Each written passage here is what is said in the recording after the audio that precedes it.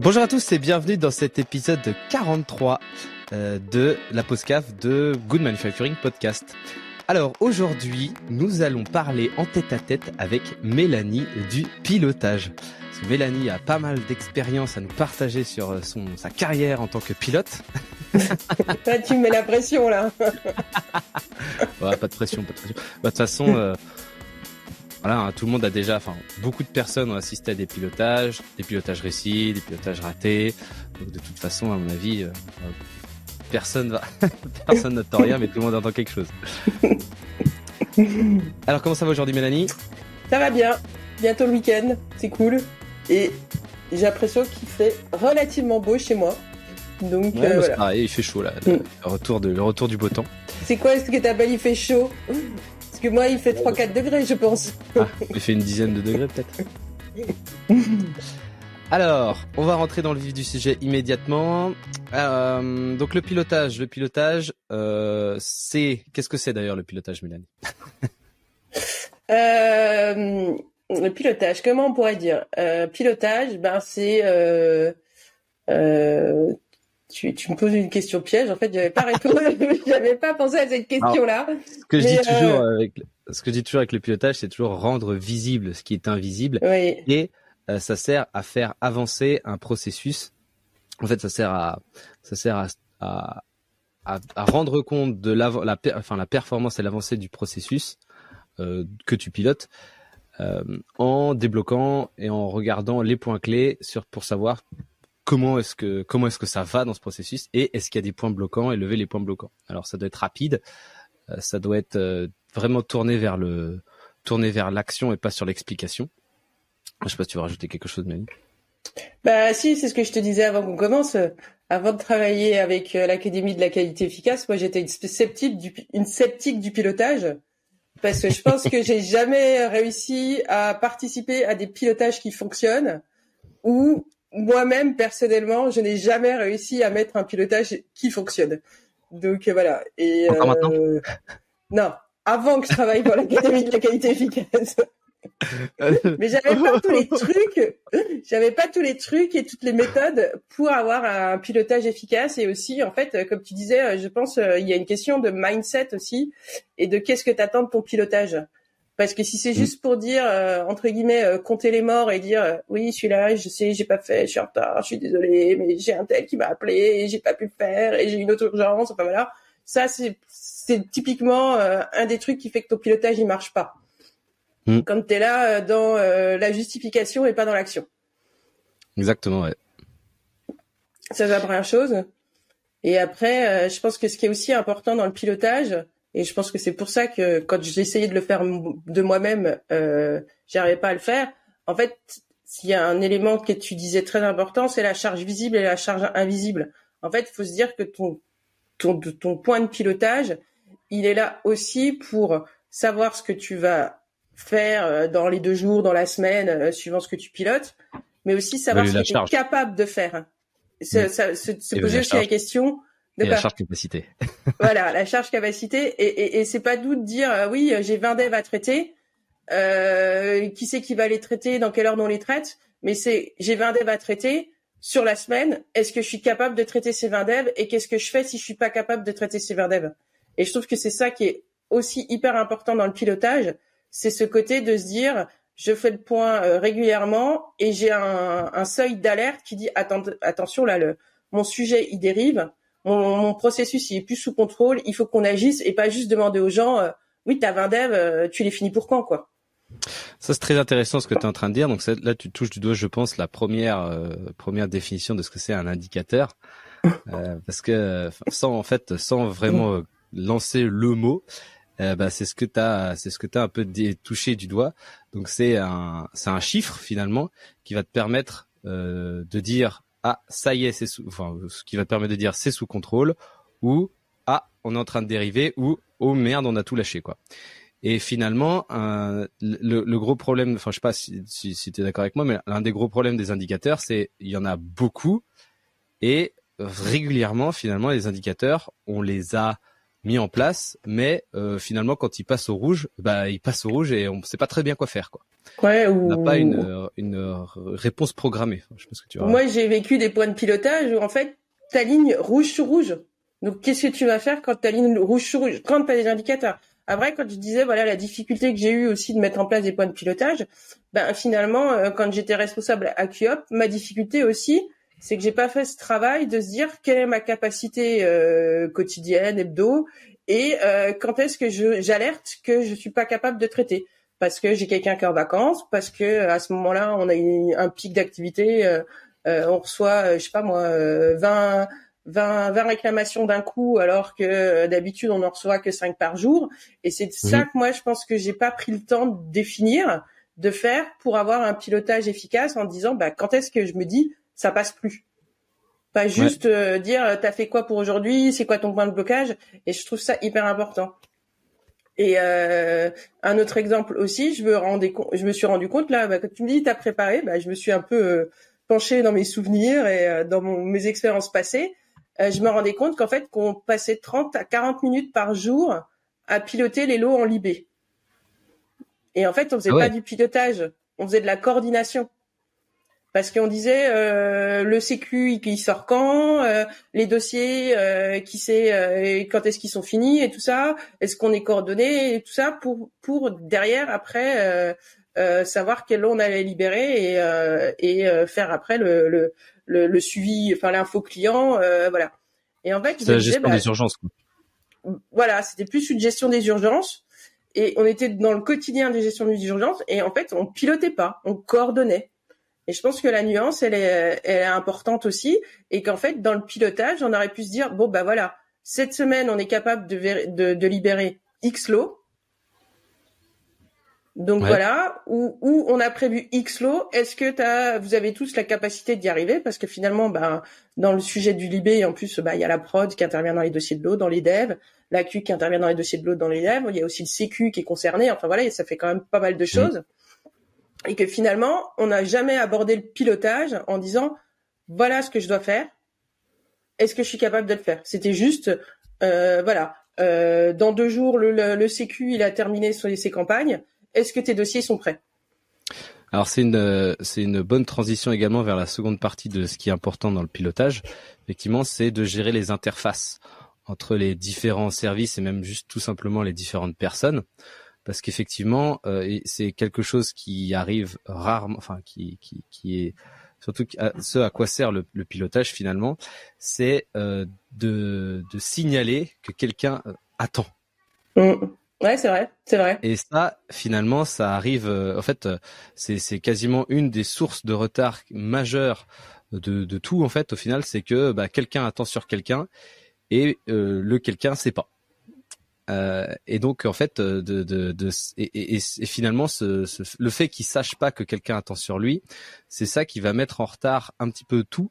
Et si ça se reproduit de multiples fois, finalement la somme de l'attente fait le retard global du process et c'est vraiment une source de mal-être et même de contre-performance qui est absolument colossale, quoi. Et puis aussi, j'allais te dire aussi par rapport à ça, dans ce dossier d'attente, ça t'évite aussi d'avoir des phases de, il y a un jour où tu dois libérer 10 lots, puis pendant 3 jours il se passe plus rien, et puis voilà, d'identifier ces phases, qui attend quoi, ça permet aussi d'essayer de réduire, on va dire, ces bottlenecks. Et de se dire tiens attends là t'as rien à faire, attends je vais peut-être t'avancer sur ce sujet-là, comme ça je passe à l'étape suivante et machin et lisser la charge, quoi. Ça c'est surtout l'effet marée où t'arrives le vendredi et le vendredi c'est là où tout le monde se dit oh là là j'ai tout ça à relire comme dossier de l'eau, boum tu relis tes 20 dossiers de l'eau le vendredi après-midi. Et du coup, t'as les 20 dossiers de l'eau qui passent au service suivant, mais c'est le week-end. Et donc finalement, t'arrives le lundi, le serviceur arrive le lundi avec une énorme pile sur son. Voilà, il passe sa journée bureau. À faire ça. Et non, parce que du coup, le lundi vient avec son lot d'emmerde. Et finalement, la vague, elle reste, tout le monde est en stress jusqu'au vendredi suivant. Et vendredi suivant, t'arrives, ça y est, j'ai fini ma pile. Et finalement, vlam, et ça recommence. Et du coup, c'est cette espèce de pile. Et pareil, quand t'es face à une vague, finalement, tu passes ton temps à aller chercher le plus urgent dans les 20 parce que bah c'est celui qui a attendu le plus. Ça fait déjà une semaine. Si c'était celui qui était prévu pour le lundi, qu'ils ont attendu jusqu'au vendredi, bah finalement le lundi suivant, la supply appelle, tu peux me libérer ce lot-là. Donc tu vas chercher dans la pile, tu prends le lot. Qui ça fait une semaine qui attend. Oh merde, il y a une déviation. Tu le dessus. Oh, et là tu passes 2 fois plus de temps à traiter le truc parce que déjà c'est en retard, 2 t'es stressé et 3 bah t'as des gens à tes fesses pour t'aiguillonner quoi. Et ça c'est toute la semaine et finalement c'est toute la semaine, tout le mois, toute l'année. Et c'est l'enfer quoi. Donc cet effet de vague, il faut absolument c'est un truc qui a l'air de rien. J'ai une anecdote par rapport à l'effet de vague. Donc quand j'étais responsable à QUIOP, forcément les dossiers je les attendais de la prod, et en fait il y avait un système en place qui était mis en place par la responsable de prod à ce moment-là, qui donnait tous les jours la liste des dossiers à revoir à son équipe. Et en fait elle le faisait pas par rapport à hier on a produit ça, donc les dossiers doivent être lus en 24-48 heures. Mais elle faisait un rétro-planning dans l'autre sens, en disant, ah bah tiens, ce lot-là, il est attendu en Libé pendant une semaine, je prends une semaine avant. Et en fait, comme les dates de Libé étaient gérées par les campagnes du Sécu, parce que c'était normal, le Sécu, ils analysaient plusieurs lots d'un coup, bah ça te faisait des vagues. Et en fait, là, on était vraiment dans le sujet que tu décrivais. En fait, les personnes, elles attendaient la liste pour faire leur dossier. Et elle les donnait par vague, par pile de 10 dossiers ou voilà. Et je pense que pour la petite histoire, en fait, comme elles étaient vraiment suivies au nombre de lots qu'elles faisaient par rapport à ce qu'elles faisaient, en fait, je suis quasiment sûre qu'elles gardaient des dossiers qu'elles avaient revus, mais qu'elles attendaient qu'on leur mette sur la liste pour dire regardez, j'ai fait ce que vous m'avez demandé. Bon. Et donc là, tu te dis non mais voilà, en fait elles anticipaient parce qu'elles savaient qu'elles n'étaient pas capables de gérer X dossiers par jour en une fois. Donc elles anticipaient, puis elles se les gardaient sous le coude, et puis c'est que quand on leur demandait qu'elles les donnaient. Et après, bah, organisation a changé, responsable a changé et tout, et il y a eu un nouveau responsable de prod qui a dit mais moi je veux pas le savoir. Je veux que mon dossier il soit sorti de chez vous en 24-48 heures après la prod. Et donc ça a pu vraiment lisser la charge derrière de ce qui arrivait à la Q, parce que finalement, ta prod, t'as pas de vague en prod. Tu peux avoir de temps en temps un dossier qui est un peu bloqué parce que y a un problème ou autre, ou une ligne, enfin sur tes X lignes, il y en a une qui sort un peu plus de l'eau qu'un autre. Mais finalement, ton activité, elle est quand même plutôt lissée. Tu peux ça pas dépend faire de l'organisation, mais ouais. En tout cas, nous, toutes les lignes étaient, on va dire, la majorité des lignes étaient occupées à 80%. Parce que quand je dis 80%, t'as les arrêts, les changements de l'eau, les maintenances, enfin voilà. Donc c'était plutôt lissé. Et franchement, de passer de ce mindset de je dis quel lot doit être libéré, doit être vu parce qu'on a la libé, à je sors mon lot dans 24-48 heures. Et justement, c'est aussi une méthode différente de piloter. Et franchement, ça a lissé aussi par rapport au fait que ça évite d'avoir des vagues. Et comme tu dis, alors voilà, on en avait quand même de temps en temps un peu la personne qui part en vacances et qui anticipe pour pas laisser trop de dossiers à sa collègue. Mais voilà, mais ça restait beaucoup plus gérable que voilà. Et ça, finalement, ce que tu es en train de décrire là, c'est assez intéressant, parce que c'est le premier truc qu'on dit quand on veut mettre en place un pilotage, c'est de mapper le processus. Et donc, en fait, finalement, ce processus, comment ça a été décidé, de comment ça se gérait, dans cet endroit, finalement, c'est qu'ils s'étaient pas du tout intéressés à d'où venait quoi et qui devait faire quoi, pour quand et c'est ça. Qui doit faire quoi quand. Et finalement, en fait, ils se sont intéressés à juste la dernière étape qui est la libération mise à disposition du client et ils pilotaient. Et ils demandaient que ça, quoi. Et finalement, c'est à tous les autres acteurs de se démerder pour arriver arriver au bon résultat au bon moment. Mais finalement, quand comme on disait juste avant, quand tu as une multitude d'acteurs, c'est très compliqué de se mettre en d'accorder ses violons sans un chef d'orchestre. Ouais, non, c'est ça. Et c'est compliqué, quoi. Enfin, c'est compliqué. C'est les personnes, finalement, elles sont, tout le monde veut travailler ensemble, mais c'est difficile c'est difficile de discuter quand on est pris par le flux, quoi. Est-ce que c'est pareil aussi? Il y a est-ce que t'as autre chose à dire sur ça? Moi, ce que je trouve bien aussi dans les pilotages qu'on met à l'Académie de la qualité efficace, notamment pour les Mmh. déviations, c'est qu'on les décorrèle de la libé entre guillemets. Je dis pas qu'il y a des fois il y a pas des priorités qui vont remonter parce qu'il y a un lot qui est attendu, parce qu'on voit, on détecte une déviation à un moment et qu'il y a des besoins. Mais en fait, je pense que ce qui est important aussi dans le pilotage, c'est de se dire, comme tu disais, ton processus, il a des étapes à respecter et que finalement t'as X jours pour la catégoriser, pour définir la criticité. Et après, je trouve que ce qui est intéressant aussi dans ce qu'on met en place, c'est que on suit des délais différents, que ce soit une déviation mineure, majeure ou critique, et qu'en fait, on va dire la déviation, elle doit être traitée en temps de temps, en fonction de sa criticité, parce que une déviation mineure, majeure et critique, ça ne demande pas le même effort d'investigation, donc c'est normal qu'une déviation mineure, tu puisses la traiter, on va dire en une semaine, alors que la majeure ou la critique, lui avoir 20 jours ou même plus de 30 jours d'investigation, c'est aussi tout à fait normal. Mais ça ne veut pas dire que tu la laisses de côté pendant 30 jours. C'est que c'est l'investigation que tu dois faire. Et je trouve ça vachement important de suivre l'avancement au jour le jour ou plusieurs fois par semaine d'une déviation, parce que une déviation, même si elle est mineure et que tu mets 3 semaines à la traiter, c'est pas normal. Et tu commences pas à la traiter quand on te dit ça te bloque un lot.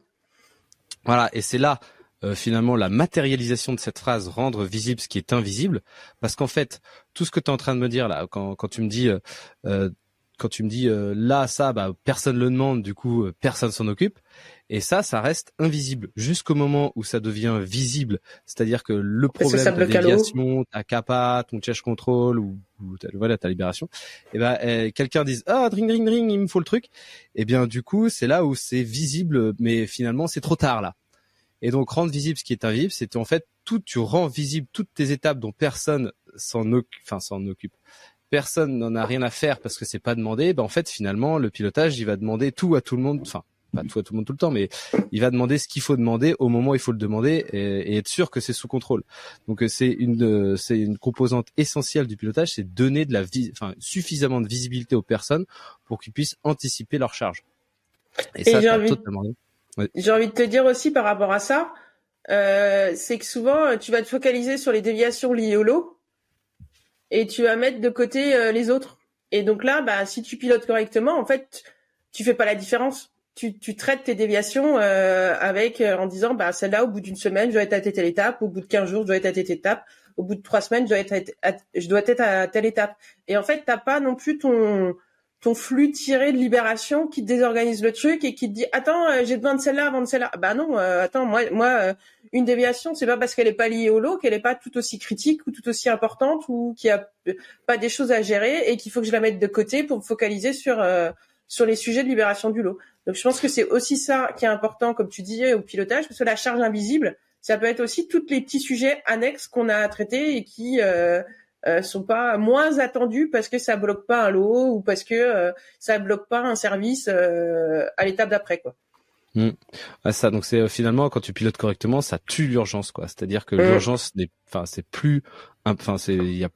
plus question d'urgence.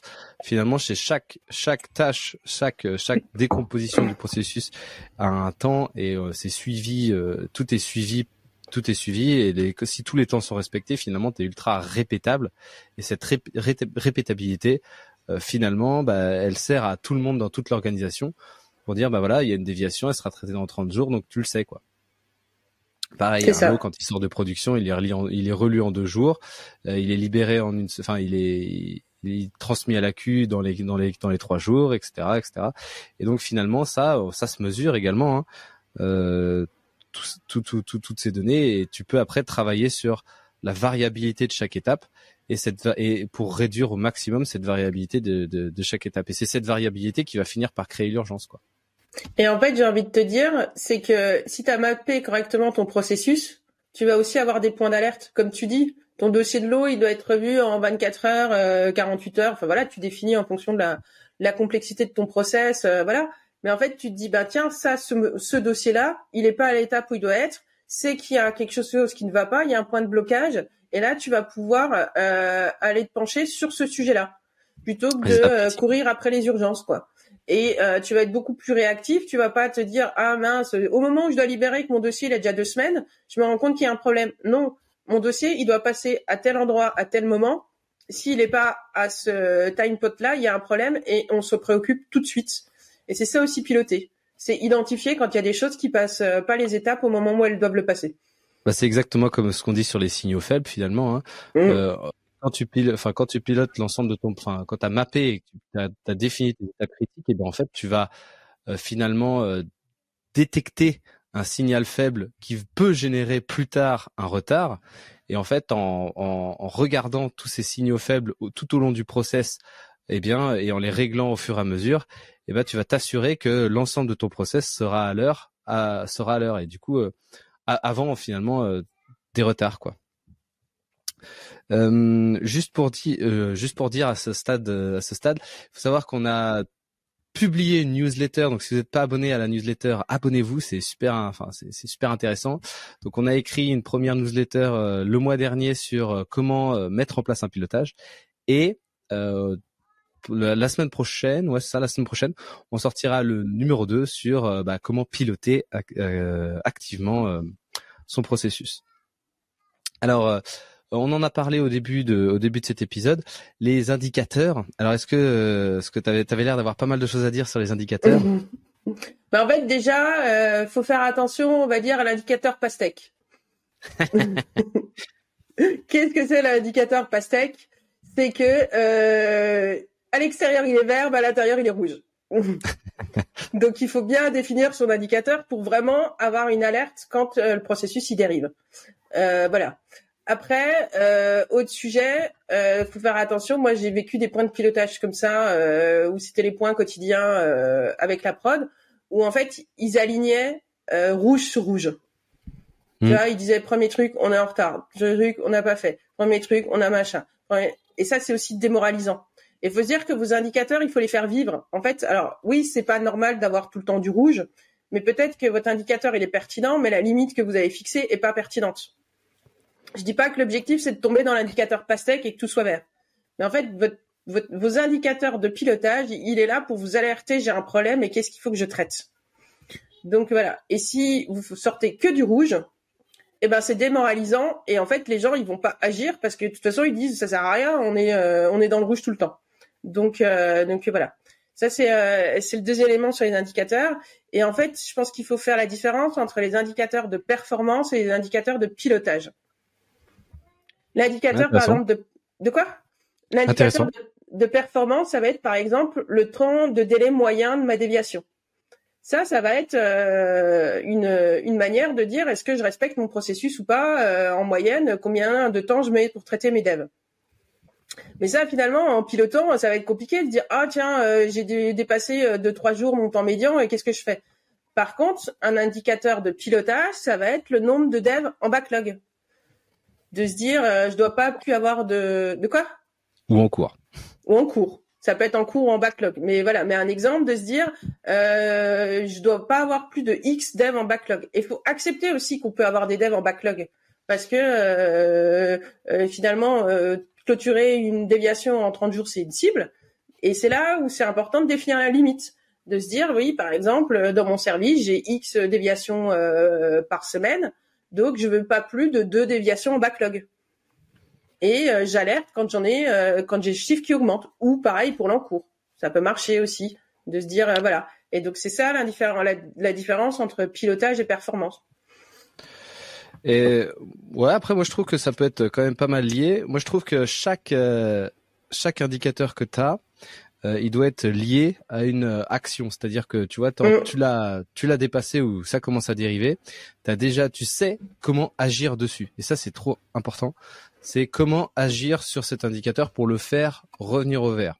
Et donc sur tous les indicateurs qu'on observe, parfois il y a des panneaux des panneaux énormes avec plein d'indicateurs où c'est très très chiffré. Et finalement on peut se poser la question OK, cet indicateur là, si on l'enlève, est-ce que quelqu'un se plaint? Et déjà cet indicateur il est au rouge depuis déjà plusieurs mois et on fait rien pour. Qu'est-ce qu'on peut faire pour le faire si on sait pas ou on fait rien? À mon avis il faut l'enlever. Alors à court terme. Après à long terme ça veut pas dire que c'était pas une mauvaise idée et qu'on pourra peut-être le remettre lorsqu'on sera un peu plus mature sur le sujet. Mais en tout cas à court terme ça sert pas à grand chose de le garder si on sait pas quoi faire pour le remettre dans les clous, quoi.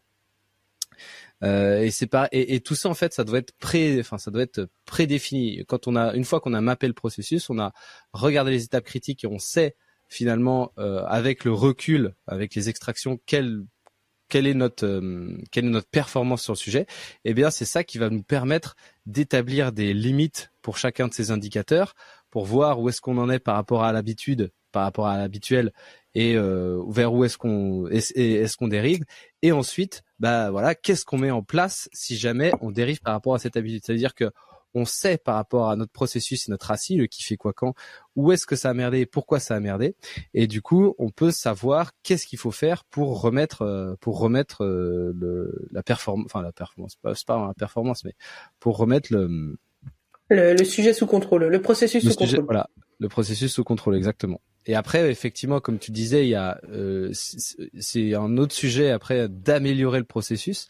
Alors là, c'est pareil, pour améliorer le processus, c'est finalement pas vraiment en le pilotant. Finalement, le pilotant, ça va empêcher, je pense, c'est mon opinion, mais le pilotage va empêcher la variabilité et va revenir sur un niveau en fait moyen de charge capacité, c'est-à-dire tes équipes, elles sont capables de traiter 30 déviations par mois, je sais pas moi, tout depuis 2 ans.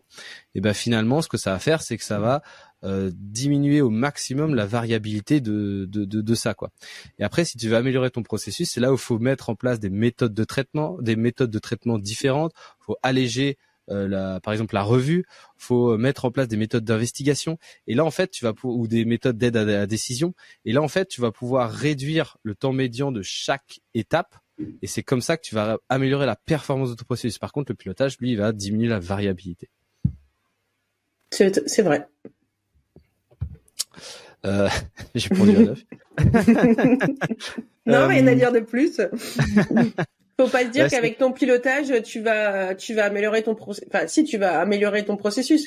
Mais voilà, si derrière, t'as un dossier de l'eau, et quand il arrive à l'étape suivante, il y a plein d'erreurs à corriger, c'est pas le pilotage qui va améliorer ton dossier de l'eau, quoi. Voilà. En fait, tu vas peut-être rattraper une partie du retard, mais pas forcément tout le retard. Ça va dépendre de plein de choses, hein. Mais en tout cas, le pilotage, il va diminuer la pression, il va donner de la visibilité et il va diminuer la variabilité. Donc il va vous permettre peut-être de détecter plein de choses qui vont pas, mais il y a peu de chances que ça permette. En fait, c'est ça. Si ta charge capacité est adaptée à la charge, ta capacité est adaptée à la charge, finalement, le pilotage va remettre tout dans l'ordre. Par contre, si tu as un problème profond de charge qui est pas adapté à la capacité, c'est là où va falloir mettre en place des choses dans ton processus pour pouvoir remettre une adéquation entre la charge et la capacité. C'est pas mal tout ce qu'on dit là. Bah ouais. Est-ce que ça ne serait pas signe qu'on a l'habitude d'accompagner pour mettre en place du pilotage? Ouais, on en parlera, je pense, dans la semaine prochaine, hein, sur ce qu'on trouve lorsqu'on met en place des pilotages. Je pense qu'on va faire une série de 3 épisodes. Donc là, on a un peu décrit ce qu'on constate. On n'a même pas vraiment décrit ce qu'on constate. On a commencé à définir le sujet, je pense. Ce qui serait intéressant, c'est d'écrire ce qu'on constate quand on arrive. Après, je pense que ce qu'on fera, c'est qu'on décrira la mise en place et les difficultés de mise en place. Et peut-être un dernier épisode sur le pilotage idéal. Donc, faut savoir que nous, on accompagne très souvent les laboratoires pour différents types de pilotage, donc libération, déviation, CAPA, charge control. On a plein de choses, plein d'outils qui fonctionnent bien, et qui permettent d'analyser. Vous pouvez en télécharger certains sur notre site gratuitement, et il y a pas mal d'informations également sur la newsletter. On a déjà fait des podcasts, etc. Enfin bon, n'hésitez pas à nous contacter si vous avez des questions sur ce sujet. On a plein de trucs, quoi. Après, il y a la communauté aussi, c'est pareil, hein. Si vous avez si vous voulez des idées, n'hésitez pas à vous inscrire sur la communauté. En vous inscrivant sur la newsletter, vous allez pouvoir avoir des liens sur la communauté. On essaie de tout lier ensemble, mais bon, c'est pas facile. On a fait le livre dont vous êtes le héros. Tu sais, faut que tu ailles là pour avoir ça, pour après tu vas là, et puis après t'as ça, et puis après là t'as le golden ticket. Voilà. Une organisation tentaculaire. Enfin bon. Est-ce que tu veux rajouter une petite conclusion, Mélanie, ou... Oui, en fait, avant j'étais sceptique du pilotage. Hein. Je trouvais que c'était beaucoup de temps pour peu de valeur ajoutée. Mais parce que, en fait, j'avais pas la méthode ou le support pour avoir un pilotage efficace. Et en fait, un pilotage, quand il est bien fait, finalement, il te prend pas non plus des heures et des heures. Et que finalement, il te donne plein de leviers après pour agir. Et comme tu disais, coordination, détection des points de blocage et tout ça. Et que finalement, oui, le jeu, on vaut la chandelle. Et que finalement, ça permet aussi de, comme tu disais, et ça je pense que c'est vachement important dans les situations aujourd'hui dans les entreprises, c'est d'alléger la pression et sortir du mode pompier et toute urgence, quoi. Et voilà. Ou alors vous allez vous rendre compte que si vous êtes dans ce mode-là, il y a un autre problème, mais vous allez pouvoir mettre le doigt sur quel est le problème, quoi. Trop bien. En tout cas, très très bonne conclusion, je trouve. C'est une conclusion qui a l'air, en tout cas, de parler d'expérience. En tout cas, merci à tous de nous écouter et on se retrouve très vite pour un prochain épisode. À bientôt!